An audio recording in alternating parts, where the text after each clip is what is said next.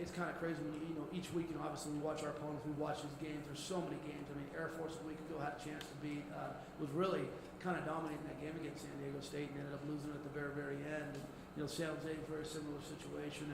But I mean, I think when you go across the board, there's not a huge margin. Utah State's playing really good football right now, but they even had a battle over Wyoming this week. So, week in and week out, you just got to get it right in between the years. You got to execute at a high level. You have to be able to deal with injuries. It's a hard thing to do at times, but I think that's something that we all struggle from a little bit.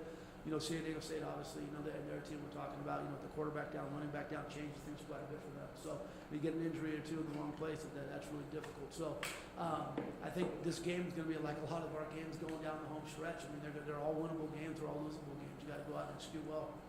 For the players, you guys know how tough it is to beat San Diego State. You see what San Jose State came over the weekend. Is that your intention? Can you repeat that? To see how much of the game San Jose State gave San Diego State over the weekend, is that your intention, knowing how tough it is to beat San Diego State? I'm saying just focusing on San Jose. Like you said, they play well against a more dominant team in the Mountain West. You just got to go into that game with our head straight and ready to go into a battle. Like said, yeah, it's more about getting on the line, trying to come in. Every game you go into is going to be a battle, regardless of who you play, regardless of how big of recognition they have right now. So I feel like it's about what we do as UNLV coming out. We're going to come out flat, or we're going to come out and chance to win.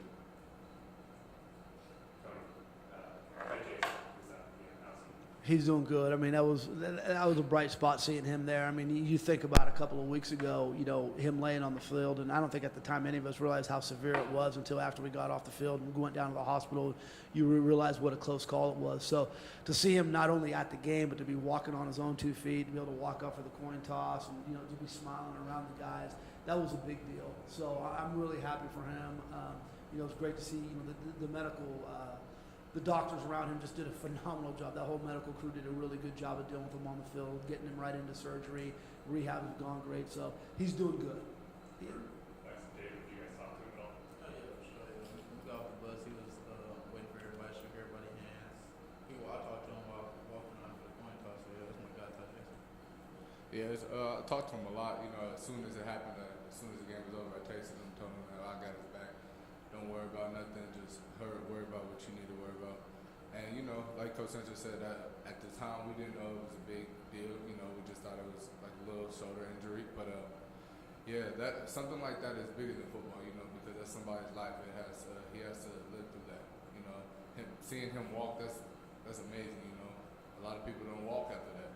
So him walking on his own and being able to come back to us, show like this is what he cares about. We care about him. He's one of our brothers. So you're happy to see him do that.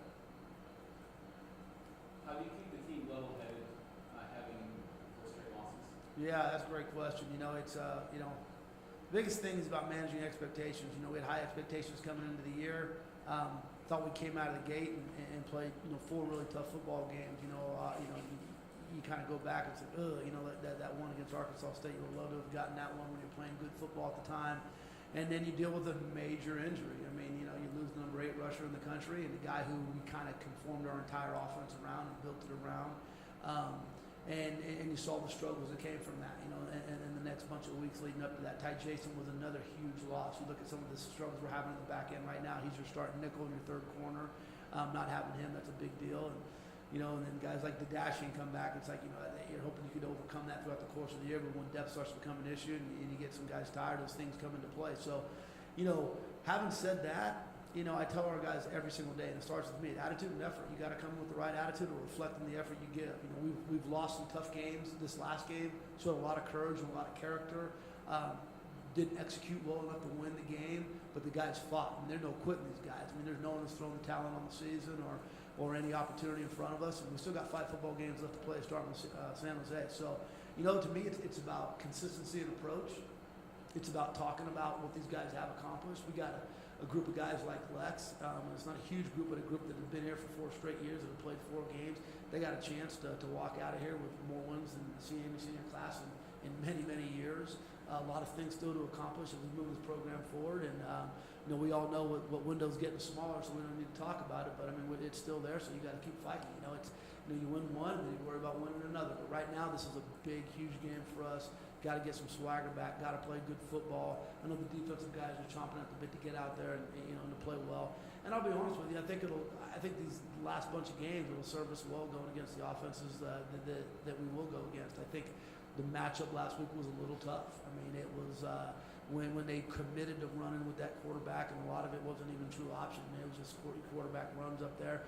You know, they kind of out physical at the point of attack at times. So, you know, I think having a defense that can be more aggressive, that you're going to see more blitz schemes, more movements, again against a traditional offense, I think is going to get our guys going a little bit.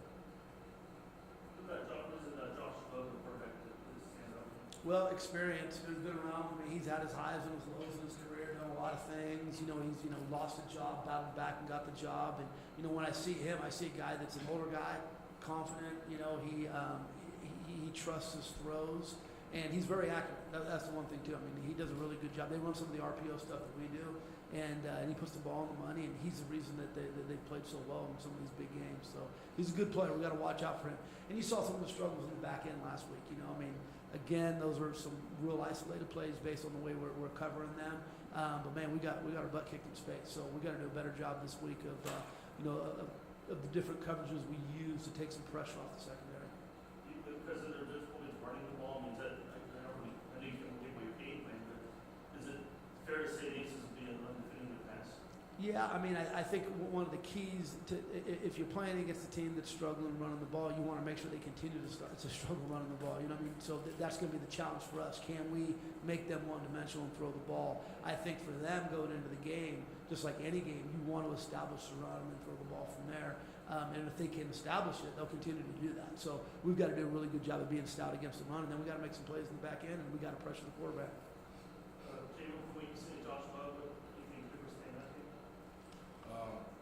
Really and truly, it's he stands out. It's more of about I'm really worried about what our defense does, not really worried about the opponent. I feel like right now we have to come out and make a statement. You know, regardless of what quarterback we're facing. You know, you respect any quarterback that you're going against. He's a Division I quarterback, but I feel like right now, like Coach Sanchez said, that Air Force, it was a difficult time. They were coming out more physical at the start of the play, and it took us a minute to adjust. So I feel like if we come in with the fourth quarter mindset that we had ending with Air Force, then we come in with San Jose and coming in attack and, you know, like making more plays in space and, you know, our back end coming ready to play basically. I feel like we can hang with anybody regardless of who we're playing. Big picture of the defense with being year 4 and you made 40 in game. What happens you guys are giving up 40 and 50 points? Well, you know, there's a lot of things that have to happen. You know, first of all, you know, depth is an issue. There's no doubt about that. You see it real quick. You know, I mean, you go from Ty Jason to a true freshman. You know, right away, and you know, you wish you had more depth and built it up a little bit there. Solely's playing, you know, in that spot too. You're going to see even more change this week. Evan Austrie is he's out indefinitely now with an injury. So you know, Greg Francis will step into the fray, you know, and play, and you know, Jericho Flowers is questionable this week with a hamstring. So we'll see how that progresses throughout the week. So guys are going to have to step up. I mean, yeah, you know, it's year 4. We've struggled on defense, you know, for a number of years. Again, I thought we came out of the gate playing as good a defense as we played since I've been here. I mean, by far, it wasn't even close. I mean, just as far as pressuring the quarterback, getting after things, and a lot of it has to do with, you know, the schemes we were going against, confidence. A lot of it had to do too with, you know, just, you know, you can't put an equation, and we're going to be fine because Max is a heck of a player. But when you lose a guy like AR, it doesn't just affect the offense. It affects the entire psyche of a football program and team. I mean, he's a team captain. He's a leader. He's a guy that you know can make big plays for you. So it does. It affects both sides of the ball, you know. I mean, you look away those guys played against Arkansas State, you know, and then that game, and that was the reason we had a chance to win that game. It's been tough as of late. So we just got to keep coaching them up. We got to keep recruiting to it. We got to keep just developing guys, and, you know, and we got faith in them that they'll come out and finish the season strong. Are you at a point with Armani where you have like target dates for returning to practice? It's iffy. I mean, it's really iffy. You know, on Saturday they looked at him. They said he was really progressing. He looks a lot better. What does that mean? Is that another week? Is it another 3 weeks? I mean, it's just it's such a sensitive injury that it's got to be 100% stable and structurally healed. Otherwise, you take the risk of it completely tearing, and then all of a sudden he's set back on 6 months. So we got to do in the long term best interest for him in the program. We got to make sure he's healthy before he comes back. And having said that, I think the team's got a lot of confidence in Max now too. It took a couple weeks to get ourselves going a little bit, kind of catch our sails, get the wind back on our sails. But I think we have that, and I think Max showed that he can play at a winning level, and he did a really good job last week. So again, whoever's back there, they're going to give us a chance to win. We just got to go out and execute at a high level and play with a lot of energy and just a lot of passion. You can't let the last 4 weeks, tear you down. It's so easy to be sitting in this chair and sitting in the chair that these guys are in and sit there and go, woe is me. And you know what? There's a lot of football left to be played. This team's got a lot of talent in it, a lot of fight in it. We just got to keep pushing forward. Where did you see the biggest improvement with Max's game on Sunday? Honestly, it took us a good probably. Heck, it's him and coaching too. I mean, it probably took us a good game and a half to really just like, all right, what is it he not like? What are the things that that we probably need to pull back on and maybe expand on because it's more Max and less Armani. You know what I'm saying? You run one offense and you run it based on the guy who's your starting quarterback, right? So I think a couple of things is you've seen us, we're a little different, right? We're throwing the ball a little bit more than we have, a lot more than we have. RPOs is his game. He's done a tremendous job with that. And I think he's getting rid of the ball. The timing of getting rid of the ball was so much better this week than it was the week before. He had there was a little bit tentativeness to get rid of the ball on time. And even last week you saw it a little bit, especially on some of those deep balls. He's got to hit and he's got to throw. Some of those PIs could have been deeper balls caught, but he's just holding on to it a little bit too long. But it got better. So, that's the biggest thing is just us kind of evolving more around his skill sets. And second of all, just him having the confidence to hit and throw on time. What's Austrin's injury? Ostrey's is a knee injury. If Jericho can go, who would you start with? Plummer. You have Plummer and you have Perry. So that pushes Greg Francis further up this week. And Greg's more than ready to get an opportunity. What do you see change the most from like the first 3 weeks when you were 2-1 to these last 4 weeks? What have I seen change? Yeah. Well, all those injuries I just talked about. Those guys that aren't playing anymore. That's the biggest thing. And it happens to everybody, not just us. It happens to every team. So again, when you have the number 8 rusher in the country, he no longer plays. It changes a lot. So it's taking us a couple of weeks to kind of bounce back from that. David mentioned carrying the second half over to this next week. Yeah.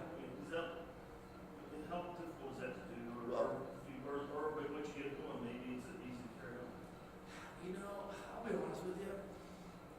You go back from being a player. I can go back to my playing days and all the years that I've been a coach. I don't know how much any of that matters when we kick off.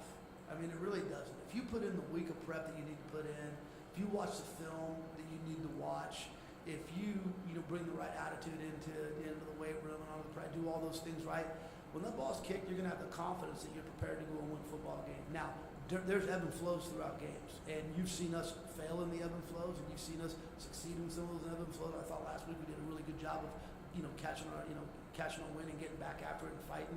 Hadn't always been like that this year. But our guys, they got to be confident in the preparation. And if they're confident in the preparation, that means they're going to watch film when they're not around us. They're going to do some stuff on their own. They're going to come on in and get a little bit more dialed in. They're not going to waste a rep on the practice field. And if you do those things, when you do go out on game day, it gives you the confidence that you can go out and win a game. But all the hoot and hollering and the philosophizing, and believe me, we do it. We do it. I showed PowerPoints and showed Abraham Lincoln stuff last week and all that. We do that stuff. It's our job as coaches. But at the end of the day, it's really about these guys going out and doing their 111. Every guy just being a guy that say, hey, you can count on me. If you have enough guys doing it, you got a shot. Should I get rid of PowerPoints? Yeah. Pretty good, huh? You get kind of look right with your when Max is on like he was on Friday, how much is that open things up to us?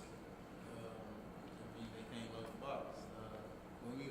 Whenever I see like Max feeling, I guess not down on himself, but like a little discouraged, I always tell him you gotta let it go, just rip it, let it rip. You're a great passing quarterback, just throw the ball. And when he's throwing the ball, if he keeps throwing the ball like that, they never gonna throw the ball. It make it easy for us to run the ball. So when the Mets keep doing that, running back's gonna be happy.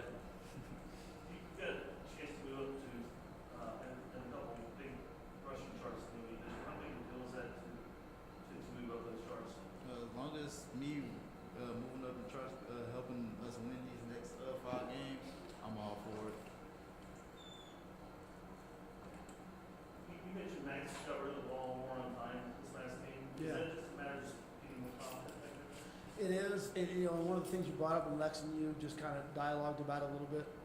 You know, I don't know how true people had to play us early on. You know, when Max first got in there, I mean, people were hell bent on stopping the run. They were loading the box on us, and we weren't doing a good job of taking advantage. We weren't really completing balls down the field and things like that. So, you know, this last game was big for other defenses to see, big for our, you know, our offense, big for our conference, but also big for those other defenses to see because, you know, for us to, you know, to have success going down this last 5-game stretch again, starting with San Jose, we're going to have to be able to run the football. We've got some great backs. We need to get them the ball. Lex had a bunch of carries. The other guys didn't touch the ball that much. You know, this last game, we want to see them get a little bit more in the fray, but it really didn't predicate that happening last week because they loaded the box. I mean, when you did the number count, you were looking at a 7-man box, 8-man box the entire night. So Max showing that, hey, you want to go ahead and load the box up, I can go ahead and spin it and, you know, throw it around the yard and make you pay for it.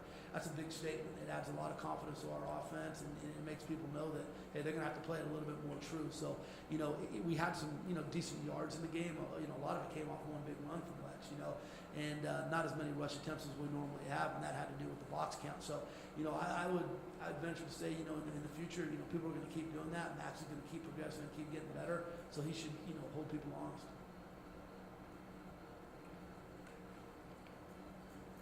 Thank you very much. Thanks.